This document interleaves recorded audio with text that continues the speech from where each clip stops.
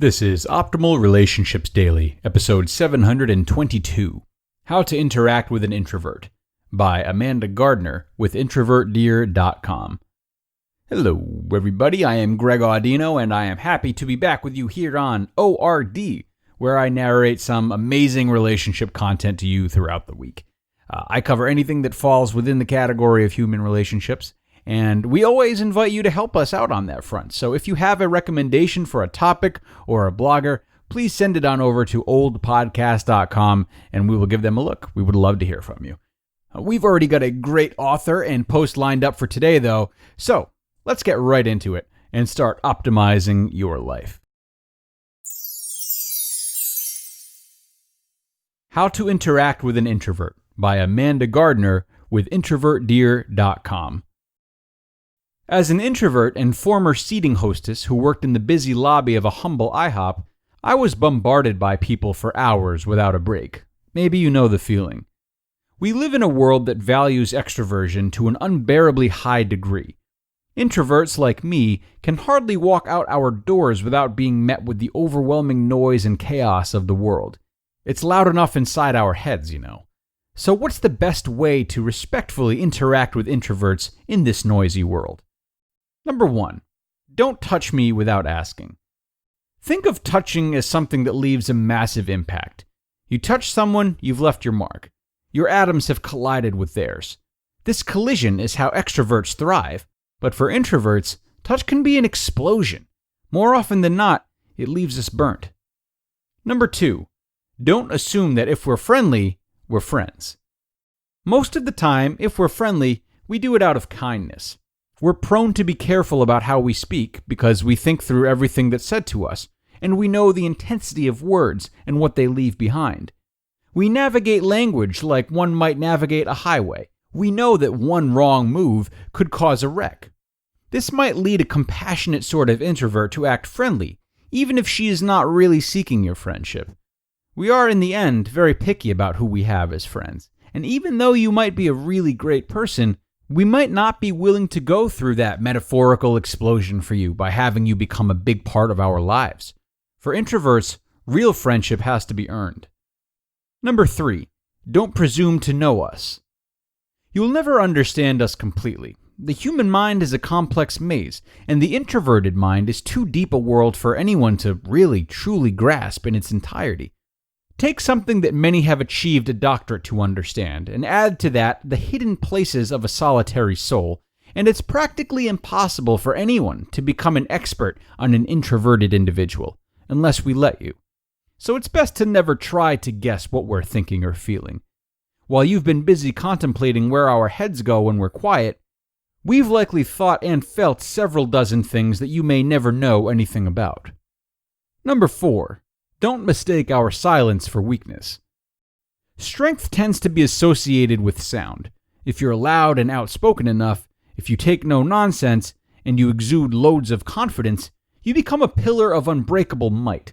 If you're quiet and unassuming, you're deemed fragile and easily shattered, and as such, you need protecting. I can tell you right now this isn't true. We introverts fight battles in which nothing is uttered. We find our courage and strength in ways that no one sees. We are warriors in our own right, and we don't need loquacity to be so. Number 5, don't ask us to talk more. We know you mean well, but when you ask us how we are and we respond with good thanks, that's where we want to leave it. We may not want to go into detail with you, and we don't want you to insist we elaborate.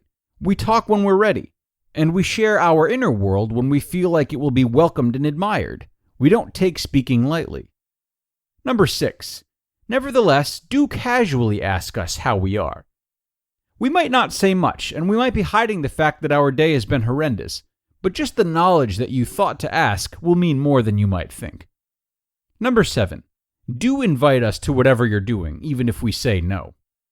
We don't always hide in our caves, and we have no aversion to sunlight.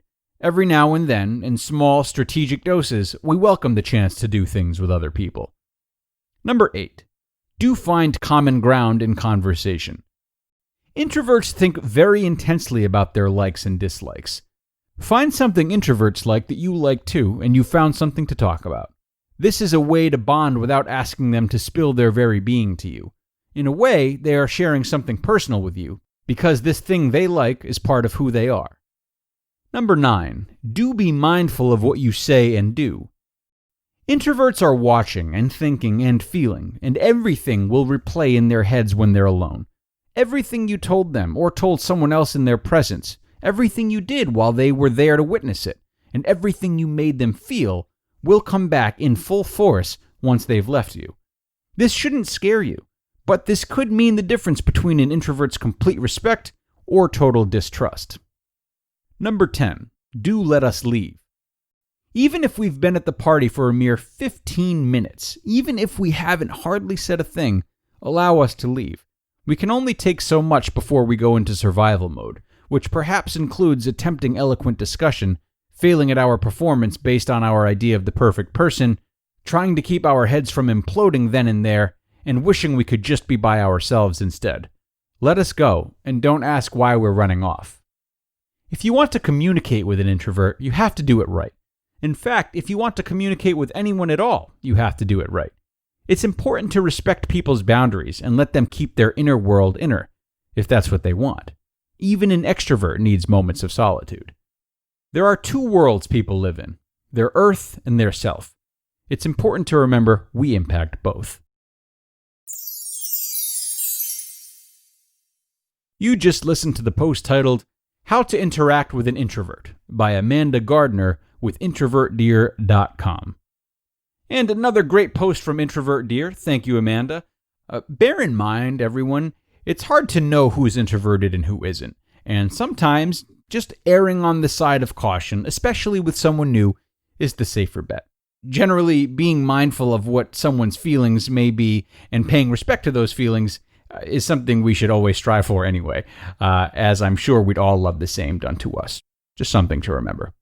That wraps us up for now, though, folks. Have a great rest of your day, and I will see you tomorrow with the post covering When Reconciliation is Impossible, where your optimal life awaits.